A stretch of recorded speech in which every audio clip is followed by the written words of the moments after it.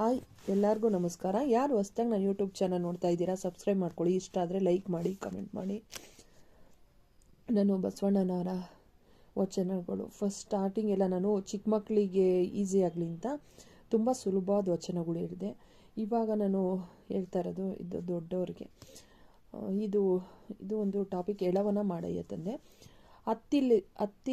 ಹತ್ತತ್ತಲು ಹೋಗದಂತೆ ಎಡವನ ಮಾಡಯ್ಯ ತಂದೆ, ಸುತ್ತಿ ಸುಳಿದು ನೋಡದಂತೆ ಅಂಧಕನ ಮಾಡಯ್ಯ ತಂದೆ, ಮತ್ತೊಂದು ಕೇಳದಂತೆ ಕಿವುಡನ ಮಾಡಯ್ಯ ತಂದೆ, ನಿಮ್ಮ ಶರಣರ ಪಾದವಲ್ಲದೆ ಅನ್ಯ ವಿಷಯ ಕೇಳಿಸದಂತೆ ಇರಿಸು ಕೂಡಲ ಸಂಗಮ ದೇವ.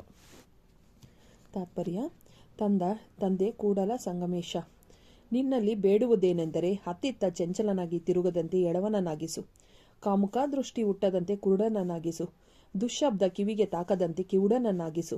ನನ್ನ ಮನಸ್ಸು ಶರಣ ಜನರ ಪಾದ ಪೂಜೆ ಚಿಂತನೆಯ ಹೊರತು ಇನ್ಯಾವುದರೆಡೆಗೂ ಹರಿಯದಂತೆ ಬಂಧಿಸಿಡು. ಎಲ್ಲವೂ ನಿನ್ನದೇ.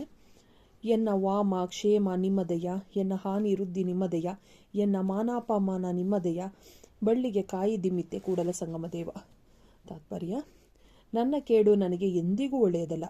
ಲಾಭವಾಗಲಿ ನಷ್ಟವಾಗಲಿ ಅಪಮಾನವಾಗಲಿ ಎಲ್ಲವೂ ನಿಮಗೆ ಸಂಬಂಧಿಸಿದ್ದಾಗಿದೆ. ಮಹಾಬಳ್ಳಿಯಾದ ಸಂಗಮೇಶ್ವರನೇ, ನಾನೊಂದು ಚಿಕ್ಕ ಕಾಯಿ, ನಿಮಗೆ ಭಾರವಾಯಿತೆ? ಗುರುವಿನ ಅನುಗ್ರಹಕ್ಕೆ ಸೇವೆಯೇ ಮುಖ್ಯ. ತನುವ ಕೊಟ್ಟು ಪುರವನ್ನೊಲಿಸಬೇಕು, ಮನವ ಕೊಟ್ಟು ಲಿಂಗವನ್ನೊಲಿಸಬೇಕು, ಧನವ ಕೊಟ್ಟು ಜಂಗಮನೊಲಿಸಬೇಕು. ಈ ತ್ರಿವಿಧವ ಹೊರಗು ಮಾಡಿ ಹರೆಯ ವಹಿಸಿ ಕುರುಹು ಪೂಜಿಸುವವರ ಮೆಚ್ಚ ಕೂಡಲ ಸಂಗಮದೇವ. ತಾತ್ಪರ್ಯ: ಗುರುವಿನ ಅನುಗ್ರಹಕ್ಕೆ ಸೇವೆಯನ್ನು ಮಾಡಬೇಕು. ಭಕ್ತಿಪೂರ್ವಕವಾಗಿ ಮನಸ್ಸನ್ನು ಲಿಂಗಕ್ಕೆ ಅರ್ಪಿಸಿ ದರ್ಶನ ಹೊಂದಬೇಕು. ದುಡ್ಡನ್ನು ಖರ್ಚು ಮಾಡಿ ಶರಣರ ಪ್ರೀತಿ ಸಂಪಾದಿಸಬೇಕು. ಈ ಮೂರನ್ನು ಬಿಟ್ಟು ಕೇವಲ ಆಡಂಬರದ ಪೂಜೆ ಮಾಡುವವರಿಗೆ ಎಂದಿಗೂ ಕೂಡಲ ಸಂಗಮ ದೇವನು ಒಲಿಯುವುದಿಲ್ಲ. ನೀವಿಲ್ಲದೆ ಮತ್ಯಾರೂ ಇಲ್ಲ. ಸಮುದ್ರದೊಳಗಣ ಸಿಂಪಿನಂತೆ ಬಾಯಿ ಬಿಡುತ್ತಿದ್ದೇನಯ್ಯ, ನೀವಿಲ್ಲದೆ ಮತ್ತಾರು ಎನ್ನವರಿಲ್ಲ. ನೋಡಯ್ಯ ಕೂಡಲ ಸಂಗಮ ದೇವ, ನೀವಲ್ಲದೊಡಕೊಂಬುವರಿಲ್ಲಯ್ಯ.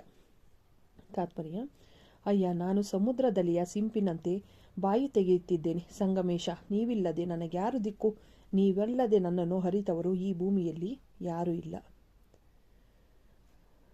ಧನ್ಯವಾದಗಳು.